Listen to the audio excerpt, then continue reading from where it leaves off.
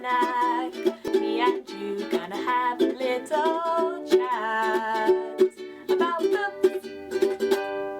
Hi guys! So I recently did a poll on Twitter to check out what you guys wanted to see on my channel, and one of the things that you guys most voted for, in fact I think it was a massive majority of you, voted for recommendation videos. So I'm going to start off that series by doing some recommendation videos. 5 different graphic works, so they're not graphic novels or comics, they're graphic works that I think you need to read for whatever reason, and I'm going to tell you about them now. I think all of these I gave 4 or 5 stars. They're all utterly fantastic books and I love them all, so definitely stay with me and find out why you should read these, because all of them are so good. The first one I have to show you guys is called Natural World, a visual compendium of wonders from nature, and this is by Amanda Wood and Mike Jolly, and it's illustrated by Owen Davey, and I was actually sent this one for review. This is the first one in their series called the Curiosity series, and it's all about various different nature and science elements of the world. As you can see from the front cover, we have all sorts of different animals on the front cover, and they're all kind of put into this tree shape, which I really like, and I think it works incredibly well. If you go round to the back, you can see that there are some more animals on the back as well, and it's basically a book with a ton of information, like so many facts and figures and information, but in a fun way, not a boring way. This is an example of one of the pages. This page is all about penguins, and it's also all about the different silhouettes that claws, beaks and feet make. It's a really interesting book, absolutely jam-packed full of not only stunning illustrations, but also so much information. I would hugely recommend this to anyone, because even though I know a fair amount about nature and about various different species, I still learned a couple of things from this book, in fact quite a few things, and I definitely enjoyed reading through this. There is absolutely so much information, as you can see. I just really loved this book. If we go a bit further through, you can see that the colour tones change depending on what they're actually talking about. So this is an underground one, hence all the sandiness, and there's bees, so it's all yellow and orange. We go on to the next page, it's more bird stuff, again talking about the different shapes of the birds and where they might end up nesting. So if you like nature and if you like illustration, I would hugely recommend this. I would say this is a particularly great gift if you have a young child in the family who has a birthday or it's Christmas or anything like that coming up. This is fantastic, one I would hugely recommend, absolutely top quality, really enjoyable, easy read, and so informative as well, so hugely recommend this. I think I gave this a 4.5 out of 5 stars. It was just really enjoyable. So the next book I have to recommend to you guys is the Encyclopedia of Early Earth, which is by Isabel Greenburg, and it's actually written and illustrated by her. This again is a fairly chunky one, even though it doesn't look it in relation to how big it is. It's pretty chunky, and this is actually a collection of various different short stories following a young couple who are meeting up in the North Pole, I think, and we see their adventure to get to one another. We see that it's mostly based in folklore. It's actually beautifully illustrated. You can see these spot varnished illustrations on the front cover. They're very cute, but then if you go inside, the end papers are stunning. First off, beautiful yellow end papers with a lot of tribal influence, and in fact this whole collection actually has a lot of tribal influence. If you go in, you can see that every page at the very top has a title, so it's actually a really good way of going through the stories. Most stories are only about 2 or 3 pages, and the actual sections of the book are all beautifully coloured. As you can see, there tends to be just one tonal colour, and then the rest of it is black and white, but it works so beautifully well. The typography is all handwritten, but it's very easy to read, and I just think it's one of the most beautiful graphic novels that I've ever come across. It's divided into various sections, as you can see, so this is the second part, and it's just really beautiful visuals and very interesting stories with pops of colour that will really draw your eye as you move around the pages, and it's just super detailed and really wonderful. So I would hugely recommend this one as well, especially if you are interested in tribal stuff, if you're interested in folk stories, if you're interested in folk tales, if you're loving the art style, any of those things, definitely pick this one up. Again, I do think this is one that you could easily gift to children or to your friends. I think this one is kind of an all ages, all people kind of gift. I think most people would really, really like this. And again, I gave this a 4.5 out of 5 stars. The next one I have to talk about is called The Wolves of Currumpaw, and this is by William Grill. And I was sent this one for review from Nobrow, and I am so incredibly happy that they sent this one to me because it's a really, really moving, beautiful story. It's about a man who wants to go and rid this population of the wolves that are attacking their cattle. It's set in America in the South when the cattle were basically expanding and they were trying to graze lots of animals all over the place, and they were cutting off some of the habitats of the natural predators like wolves. So the wolves started attacking the cattle because they had no other choice. And it's about basically a battle between this man down here and the wolf at the top and his wolf pack. But this is actually non-fiction, so this is rooted in history, and it definitely has elements that are really interesting because of that. It's also absolutely beautifully drawn. I think one of the really interesting skills that William Grill has is, look at those end papers, is that he can bring detail to a massive amount of space in the very, very small bits, as you can see.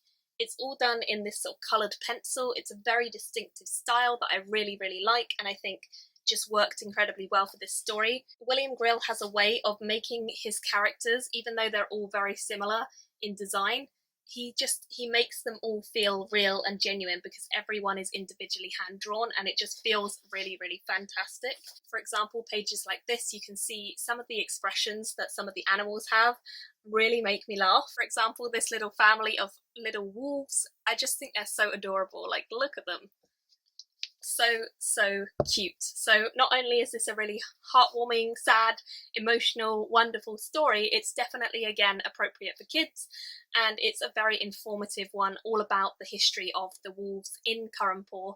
And if you want to learn about that, or you want your kids to learn about that, then I would hugely recommend checking this one out. It's not too long, it was a pretty easy, quick read for me, but it really made me smile and it really made me sad when bad things happened.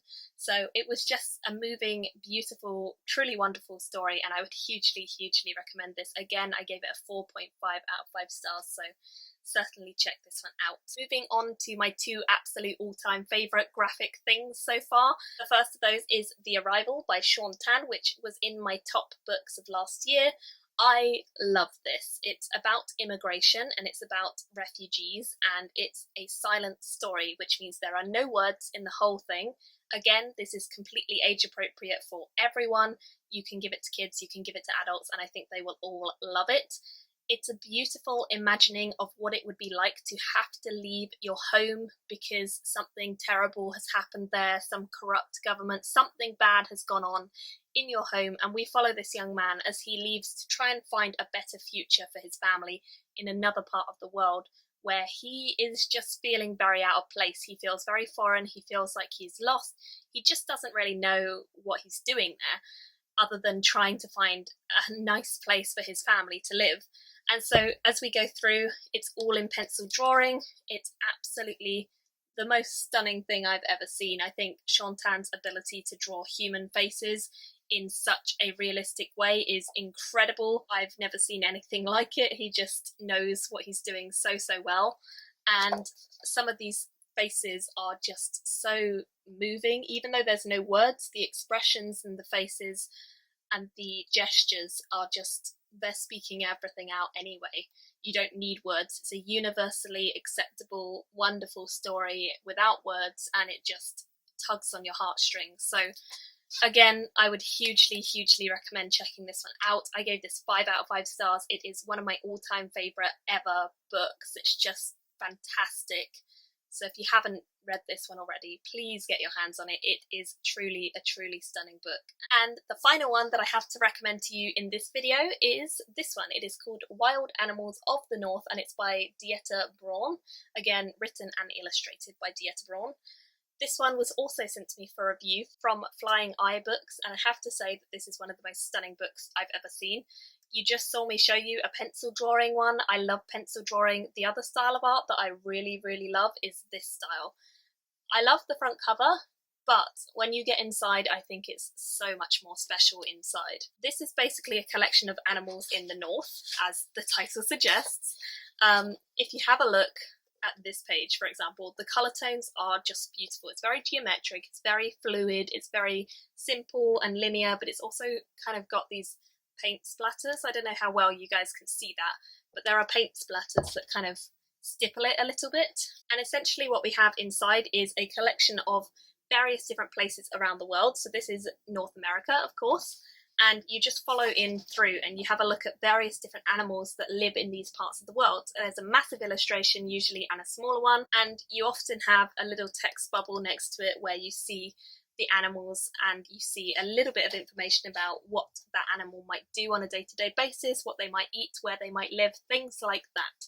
So it's a super short little snippet usually, but the illustrations alone are fantastic, and when you do get the information, it's really interesting stuff. So I adored this. Like, there's no other way to put it. I genuinely adored it. I think Braun has not made a mistake in this whole book in terms of the illustrations. They are truly eye-catching, emotional, wonderful depictions of these animals when they're like in the prime moment of their lives and basically doing what they do best. I just think it's absolutely captivating, it's absolutely stunning, and if you haven't checked this one out, I really would recommend it. I know that he's also bringing out a second one, which I think is Wild Animals of the South, so I cannot wait to pick that up. I will definitely be buying it. It made me really smile, and it made me so invested in the illustrations. I just adored them. I was perusing them and scanning over them many times. It's the sort of book that you could have as a coffee table book, or you could give to children or family or friends who are interested in animals,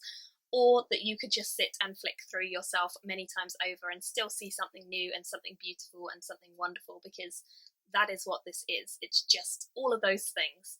And again, of course, I gave this 5 out of 5 stars. Fantastic. Would hugely recommend this. Those are all of my recommendations for beautiful books that you can give to anyone. So I would definitely say go and check some of these out. If you've never read them, definitely read them. If you have read them and you want to gift something to someone, I would hugely recommend trying some of these as gifts, because I've given a few of them as gifts and I think they all went down really, really well. So certainly leave me other suggestions if you have books that you think anyone would like that are beautiful. Thank you all for watching, and I'll see you in my next video. Bye!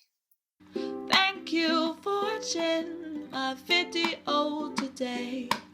Go pick up a book, then come back and chat with me again.